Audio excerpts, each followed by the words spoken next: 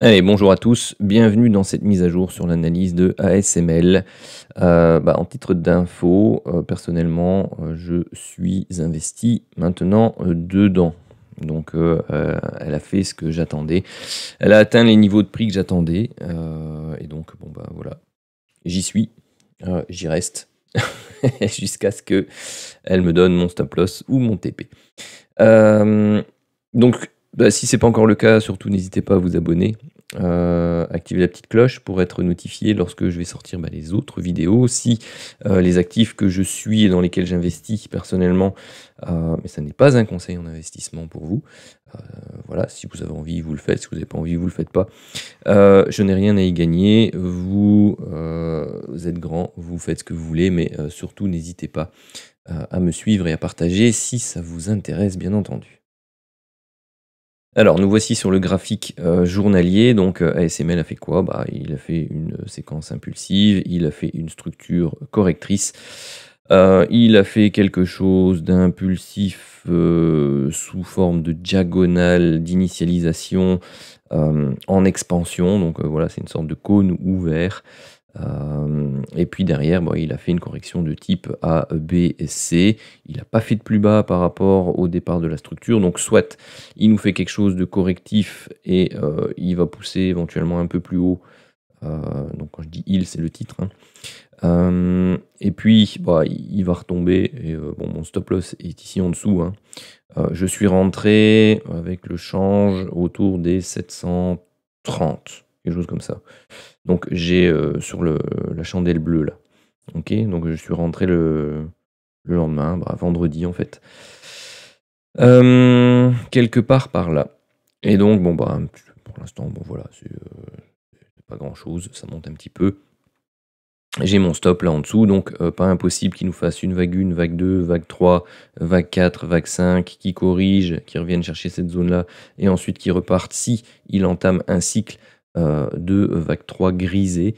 Donc ceci pourrait être la première impulsion, de la, vague 3, grisée, donc la sous-vague 1 de cette 3. Et donc il pourrait, si je le dessine, si c'est plus clair pour vous, faire ceci, cela, puis ensuite sa correction en 3 temps, et ensuite, pulser un peu plus fort, corriger, repulser, recorriger, et puis ensuite aller rechercher, les objectifs, fixés qui sont les, plus hauts, les plus hauts, les plus hauts, les plus hauts. Donc les plus hauts, on vise donc un objectif de 50%, rien que ça. J'ai un stop de 15%, donc un RR supérieur de 3.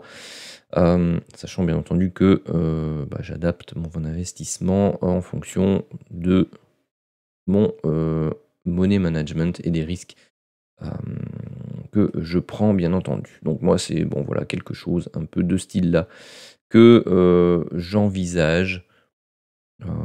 Hop.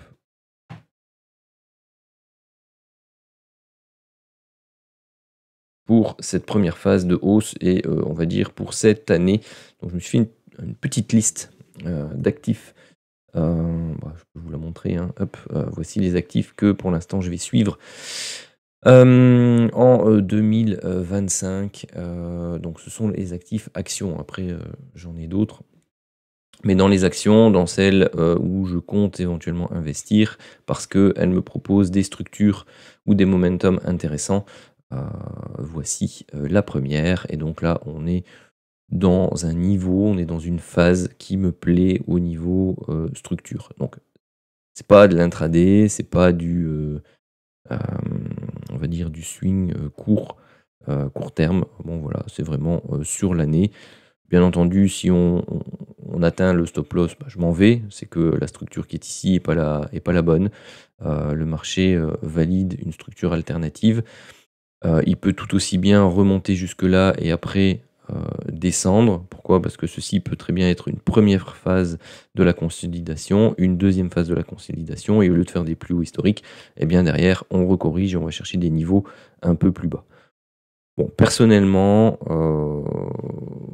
voilà, c'est sympathique parce que par rapport à cette, phase de baisse là, vous voyez qu'on est venu rechercher la zone des 61,8, 50%, 61,8. C'est relativement sympathique comme correction pour entamer un nouveau cycle de hausse. D'accord, on pourrait même aller chercher plus haut parce que si on prend 100% d'extension par rapport au plus bas quand même, mais donc on pourrait aller chercher. Pourquoi il me l'a pas déplacé? On a déplacé autre chose. Ok. Donc on pourrait aller chercher la zone des 1400. Donc il me déplace tout sauf ce que je veux qu'il déplace.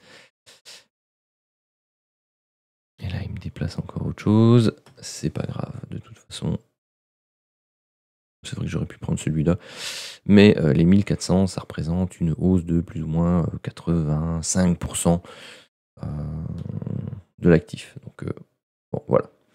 C'est relativement plaisant comme objectif. Et donc, c'est un trade qui, pour moi, rentre dans mes règles d'investissement pour le long terme.